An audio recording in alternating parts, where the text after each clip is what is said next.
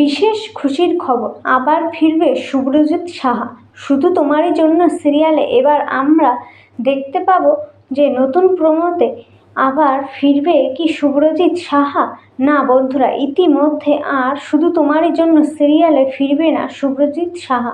শুভ্রজিৎ সাহা শুধু তোমারই জন্য সিরিয়ালটি ছেড়ে দিয়েছে, তার কারণ একটাই, যে ওনার পায়ে চোট লেগেছে বলে, সেই কারণের জন্যই উনি বিশ্রামে থাকবে বলে শুধু তোমারই জন্য সিরিয়ালটি ছাড়তে বাধ্য হয়েছে।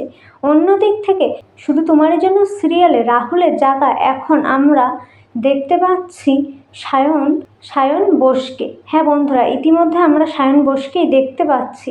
4-5 দিন হলো আমরা সায়ন বোসকে শুধু তোমারই জন্য সিরিয়ালে দেখতে পাচ্ছি এবং দর্শকরা বলছে আবার আমরা শুভ্রজিৎ সাহাকে রাহুল হিসেবে দেখতে চাই, আমরা সায়ন বোসকে দেখতে চাই না। সবার একটা কথাই, দর্শকরা শুধু এটাই বলছে যে আমরা শুভ্রজিৎ সাহাকে দেখতে চাই।